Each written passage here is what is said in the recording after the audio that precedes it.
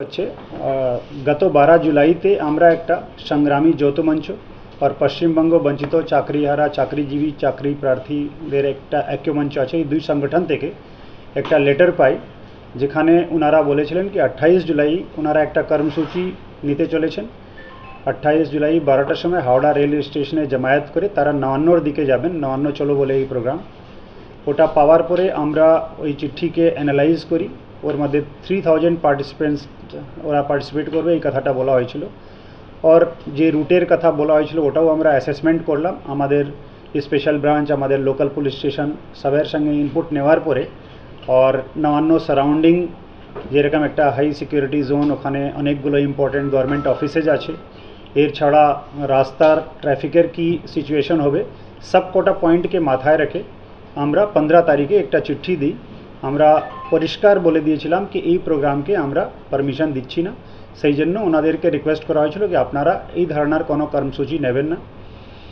এর ছাড়া তারপরে আমরা একটা নোটিশ পেলাম, এখানে যে মঙ্গলাহাট ব্যবসায়ী সমিতি আছে হাওড়াতে, আপনারা জানেন অনেক পুরানো তাদের একটা ব্যবসায়িক সংগঠন, হাজার হাজার দোকান ওখানে মঙ্গলাহাটে বসে।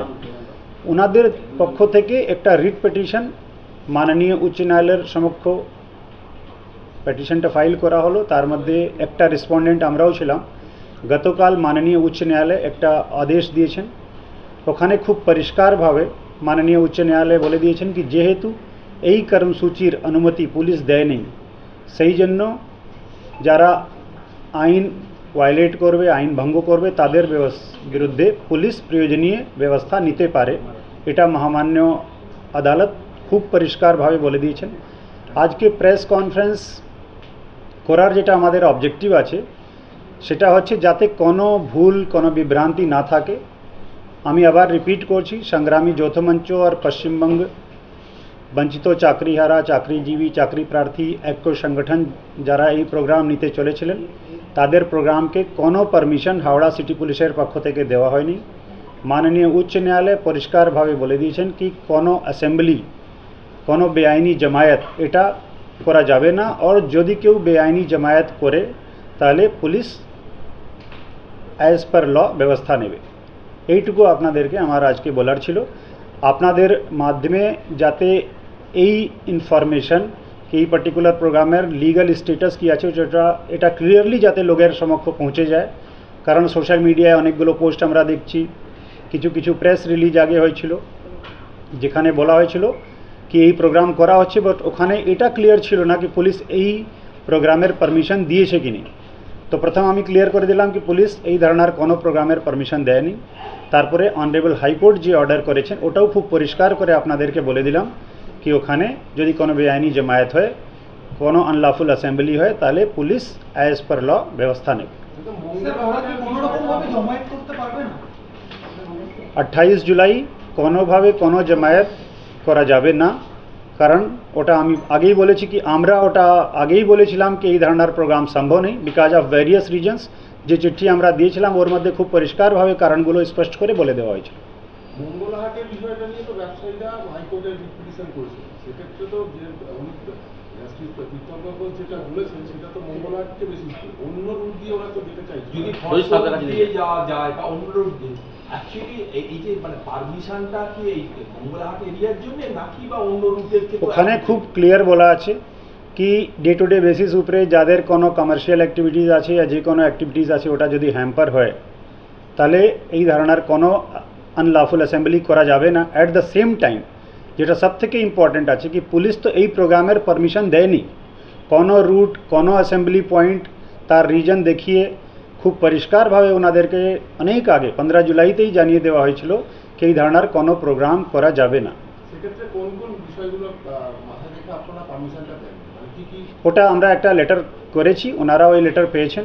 ওর মধ্যে 3টা ইম্পর্টেন্ট রিজন লিখে ওনাদেরকে চিঠি পাঠানো হয়েছে, আপনারা নিশ্চয়ই ওনাদের কাছ থেকে ওটা দেখে নেন। আমি আপনাকে বলেছিলাম একটা হচ্ছে কি ওখানে অনেক ইম্পর্টেন্ট অফিস আছে, যে রাস্তা দিয়ে ওনারা আবেদন করেছিলেন যেতে চাইছিলেন ওখানে ট্রাফিক থেকে শুরু করে অনেকগুলো স্কুল আছে, অনেক কমার্শিয়াল অ্যাক্টিভিটিস হয়। 3000 লোক নিয়ে যদি এত লম্বা রুটে একটা প্রসেশন করা হয় তাহলে এটা ওয়ার্কিং ডে আছে, মানডেতে এই ধরনের প্রোগ্রাম করা সম্ভব হবে না। সেই জন্য আমরা বিভিন্ন রিজনস দেখিয়ে ওনাদেরকে বলেছিলাম কি এই দিন এই প্রোগ্রাম না করতে। স্যার ওনারা যদি ডেট চেঞ্জ করেন ভবিষ্যতে সেক্ষেত্রেও কি একই নিয়ম থাকবে? দেখেন, হাইপোথেটিক্যাল প্রশ্নের উপরে আমি কোনো রিপ্লাই এখন এই মুহূর্তে দিতে চাইছি না। যদি ওনারা ফার্দার কোনো আবেদন করেন ওটা আমরা আমাদের নিয়ম অনুযায়ী নিশ্চয়ই ব্যবস্থা দেখে নেব। স্যার বলছি, ওখানে তো ধরুন কোর্টে তো মামলা উঠে গেছে, এখন মোগলাহাটের বিষয়ে কোর্টে যেহেতু মামলা উঠেছে, তো সেক্ষেত্রে তো কোর্টের রায় অনুযায়ী এখন তো যতদিন না শুনানি হচ্ছে সেক্ষেত্রে তো আপনারা পারমিশন দিতেও পারবেন না। এখন এই পার্টিকুলার ম্যাটার সাবজুডিস আছে, এর উপরে যদি কোনো ফার্দার কোনো অ্যাপ্লিকেশন আসে তো আমরা ওর উপরে অ্যাপ্লিকেশন দেখে তারপরে কোনো ব্যবস্থা নিতে পারি।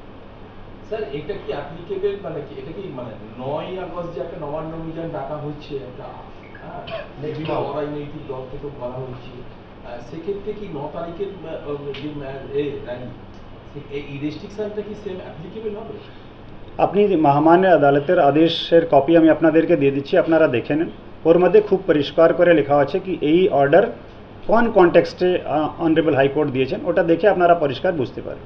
স্যার আমি পড়েছি যে ওখানে স্পষ্ট তো বলেছেন পুলিশ থেকে পারমিশন দেওয়া হয় না, এবং নিত্যধর মুখার্জির ওই পার্টিকুলারলি, এবং সেখানে আপনাদেরও মানে স্টেট ভার্সেস এটা যে মামলাটাতে হয়েছে ওখানে তো স্পষ্ট, কিন্তু ওখানে এই 9 তারিখের যে ব্যাপারটা ওইটা নিয়ে কি মানে এইটা নিয়ে বলা আছে, কিন্তু 9 তারিখের ক্ষেত্রে কি হতে পারে? আমি সেই জন্য বলছি কি কোনো ইমাজিনারি হাইপোথেটিক্যাল ইস্যুর উপরে আমি এখন বলছি না, ওটা যখন আমাদের সামনে আসবে আমরা আমাদের যে অ্যাজ পার রুলস রেগুলেশনস ল ওটা ব্যবস্থা নেব। ঠিক আছে, thank you so much, thank you.